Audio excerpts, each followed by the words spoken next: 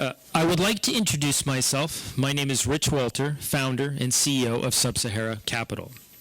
Thank you for all of your time today. And Alessandra and Elisabetta, thank you for inviting us to this wonderful event. I've known the Manulis for almost 15 years now. Oof, I'm getting old. I think you just get younger and younger, though. Before you hear from the rest of my team, I want to give you a brief overview on why you all, like myself, should have a portion of your assets invested in Africa and through our firm, Sub-Sahara Capital. I have nearly $40 million of my personal money invested in Sub-Sahara Capital, nearly $20 million in the public fund, and $20 million in privates. We are in Africa for the long term. Sub-Sahara Capital is one of the few long-short absolute return funds investing in public companies in Africa. We have yielded over 15% annualized since April 2009. We are different. We will make you money in the down markets. We are one of few experienced short sellers in Africa, protecting your principal while we wait to make a lot of money when Africa grows. We are 6 experienced professionals with local offices. We have local offices in Lagos, Nigeria, Harare, Zimbabwe, and Scottsdale, USA. Now, my background and why it's so important to investing in Africa. I'd like to take a minute to tell you about my professional background because I feel it's important to you understanding why I have so much of my net worth invested in Sub-Sahara Capital. I have 23 years of experience as a long-short manager. We have always focused on the best places, markets, geographies to make money, and more importantly, to make money every year. I started my career at Ladenburg Thalmann, where I worked on a risk arbitrage desk, and then a prop trader. Those were the days of great annualized deal spreads. I started as a tape trader while incorporating fundamental analysis into my trading style. It was new in the early 1990s. The U.S. markets were inefficient. It was not crowded. There weren't many guys like me. I got paid at the end of every month. We were trained to make money every month. I then went on to work for a small fund at the time called SAC Capital, where I took this skill to trading the international markets. And then I started the SAC International Desk in the late 1990s. And then realized the U.S. markets were becoming more and more crowded, so I took my skills and moved to London and started my own firm called Walter Capital. And that's where I first met the Manulis. This is also where I hired Matt Hossack to work with me, and he's from Zimbabwe. Matt, you'll hear from Matt later. At that time in London, when I moved to London, there were few long-short funds focused on absolute returns as I was. And one of my largest strengths was building a first-class money-making team in a long-short environment. In 2007, I sold my firm in London to SAC Capital. By this time, the markets in Europe and the UK were quite efficient, and there were hundreds of hedge funds now doing the same thing. The space became too crowded for me. In 2008, I started a global long-short fund called PwC, and that's where I first worked with Eric Renander, who you'll also hear from later. And Eric was my most profitable PM because he's one of the best short sellers I've ever worked with at the height of the financial crisis.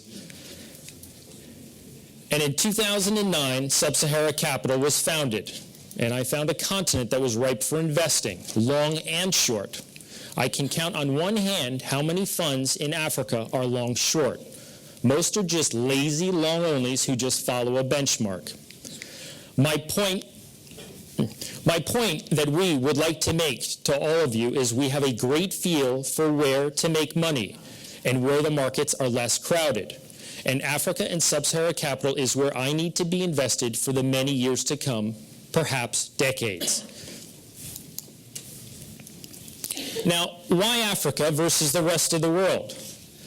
I think the best way for me to explain what gets me so excited about investing in Africa is to just give you a couple of on-the-ground examples. The best example was in 2009, and this was the first trade that got me so intrigued to the inefficiencies of investing in Africa. And this was the hyperinflation trade in Zimbabwe in 2009. As hyperinflation ran out of control in Zimbabwe and the Zim dollar became worthless, the best way to make money was to just buy local Zimbabwean companies listed on the local bourse. Then the US dollar came in, the Zimbabwean dollar came out, and the stocks went up multiples. This was my first taste of investing in an uncrowded market in Africa. I was hooked. Next example. Whenever we go into a company meeting on one of our research trip down to our offices in Africa, we don't just get one investor relations person, we get the whole management team in front of us. They have time for us because it's not a crowded market. Next example. The markets are just in their infant stages. There are many privatizations. The total average trading volume for a country bourses is tiny. For example, in Nigeria, one of the largest countries in Africa, trades only $25 to $30 million a day. That's total. There's limited sell-side coverage and bankers. Analysts are too busy covering Tesco, BP, Facebook, and Generali. There are very few hedge funds and virtually no short sellers like us in Africa. For example, not one of my hedge fund friends in New York or London invests in Africa. It's easier for them to invest in Apple or Facebook. A great example is one of my private businesses that I own in Zimbabwe. We own an animal feeds business, and we nearly have the monopoly in the region because there are so many basic industries down there that just don't exist in size. So we are just at the beginning of a multi-decade investment cycle. And finally, the African middle class is exploding to the upside, and we need to capitalize on that. It's like we were investing in America 50 years ago.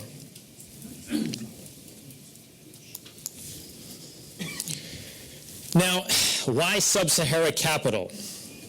The way I look at it is I need to have a lot of my net worth invested in Africa, and I need to have it with my team here at Sub-Sahara Capital. Why? Because they preserve my capital, make me money in any down cycles like they did last year in 2014. Africa had a rough year and we made money. And when Africa takes off, I will be involved in a big way. Africa will not be a straight line up, so we are prepared for that. The volatility in the uncrowded African markets is good for my team. Most African funds are long only. We are not an ETF. I was trained to make money every year or I got fired. Our objective is to make money every year and make money for ourselves and investors. Or I should switch it around and say investors and then ourselves. We have a long-term commitment to the region with all of our private investments too, which helps with great local color. Our on-the-ground presence in Zimbabwe and Lagos, Nigeria also makes us different and helps with our investing, and also with our USA office with our first-class reporting and compliance. One of my greatest strengths has been putting together the best long-short investment teams, which I will get to right now. The most important asset in a long-short fund are the people running your money. How smart they are, how they manage their risk, how they generate ideas, and most importantly, they need to make me money. Eric Renander, who you will hear from, is the best PM analyst I have ever worked with, and also the best short seller and risk manager I have ever worked with. He is taking short selling to Africa. He's aggressive in a great way. Eric was my most profitable PM at my old fund during the 2008 crisis. Matt Hossack, he's our local guy on the ground with all of our local contacts. He runs our Zimbabwean office.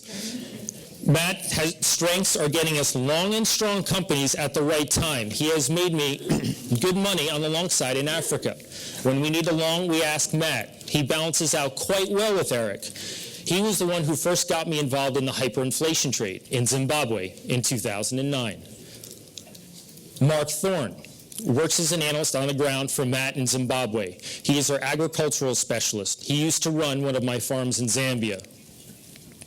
Jimmy Atkinson, he is our super detailed CFO based in the USA with me and Eric. He is responsible for our first-class reporting and compliance. And then Leah is our eyes and ears on the ground in Lagos, Nigeria, one of the biggest markets in Africa. And myself, I'm the CEO and make sure the risk is managed accordingly throughout the firm and try not to annoy people too much. Now, before I pass you on to Matt Hossack and Eric, I've always found it so powerful every time I go down to our office in Africa, whether it's meeting entrepreneurs or company. Therefore, I would like to personally invite everybody in this room down to our office in Africa whenever they have the time to see why I am so excited to invest there. Thank you. Grazie, grazie. Ciao, ciao.